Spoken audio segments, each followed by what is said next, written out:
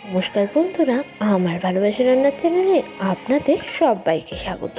আজকে আমি যে রেসিপিটা নিয়ে এসেছি সেটা নতুন রাঁধুনিদের তো অনেকটাই হেল্প করবে। পুরনো রাঁধুনিরাও কিন্তু এটা দেখতে পারেন। যাদের নিউক্লিয়ার ফ্যামিলি অথচ রান্না করতে তেমন পারেন না, তাদের ক্ষেত্রে এই রেসিপিটা অনেকটাই হেল্প করবে। সেটা হলো চিকেন কষা, একদম ঘরোয়া পদ্ধতিতে আর সহজ উপায়।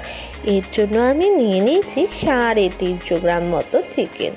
এবার একটা মিক্সিং জার নিয়ে তাতে দিয়ে দিয়েছি 2টো মতো মিডিয়াম সাইজের পেঁয়াজ টুকরো করে, আর দিয়ে দিলাম 1/2 ইঞ্চি মতো আদা, আর 4 থেকে 5খানা মতো রসুন, আর দিয়ে দিলাম 1/2 টমেটো, আর দিয়ে দিলাম ঝালের জন্য 3খানা কাঁচা লঙ্কা।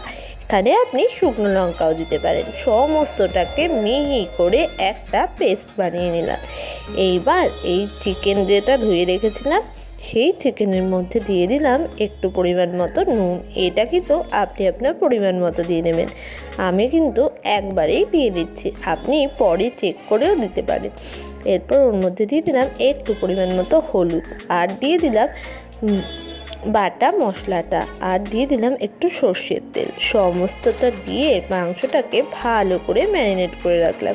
বাটা মশলাটা কিন্তু সব দিইনি, হাফটা রেখে দিয়েছি যাতে রান্নার সময় দিতে পারি। এবার একটা কড়াইতে সর্ষের তেল গরম করে নিয়েছি। এই জায়গায় আপনি সাদা তেল বা ঘিও গরম করতে পারেন। এরপর দিয়ে দিচ্ছি গোটা গরম মশলা আর একটা তেজপাতা।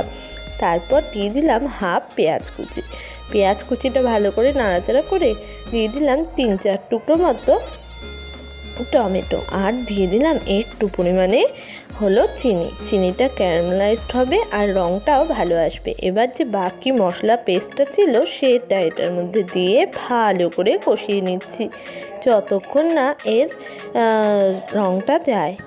এরপর আমি এর মধ্যে দিয়ে দিচ্ছি একটু পরিমাণ মতো হলুদের গুঁড়ো, ধনে জিরে গুঁড়ো, আর হলো কাশ্মীরি লঙ্কার গুঁড়ো। এটা আপনার ইচ্ছে হলে দিতে পারেন, বা এর বদলে লাল লঙ্কার গুঁড়ো বা টমেটো সসও দিতে পারেন। সমস্তটাকে ভালো করে কষিয়ে নিতে হবে। কষানোর পর এর মধ্যে আমি দিয়েছি টক দই।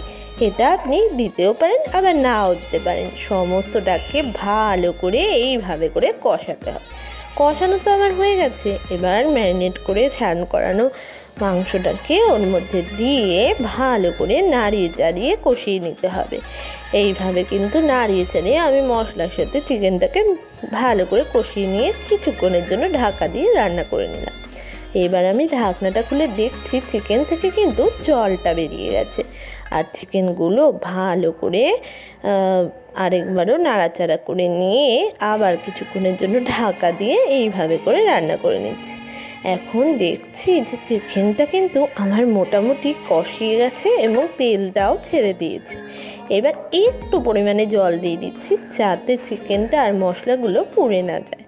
দিয়ে ওটার সাথে ভালো করে চিকেনটাকে নাড়িয়ে চাড়িয়ে কিছুক্ষণের জন্য আর একটু ঢাকা দিয়ে রান্না করে নিচ্ছি। এবার আমি ঢাকনা খুলে দেখে নিচ্ছি চিকেনের জলটা কিন্তু ভালোভাবে শুকিয়ে গেছে, আর চিকেন কষাটাও কিন্তু একেবারে তৈরি হয়ে গেছে। এইবার আমি এটাকে সার্ভ করে নিচ্ছি। তো তৈরি হয়ে গেছে আমাদের আজকের রেসিপি চিকেন কষা। এই রকম চিকেন কষা আর সাথে রুটি বা পোলাও বা পরোটা জাস্ট জমে যাবে রাত্রিরের ডিনারটা। এইরকমই ভালো ভালো সহজ সরল রেসিপি দেখতে অবশ্যই আমাদের চ্যানেলটাকে সাবস্ক্রাইব করে পাশে থাকা বেল আইকনটাকে প্রেস করে দেবেন। থাকবেন, সুস্থ থাকবেন আর ভালো ভালো রান্না রেঁধে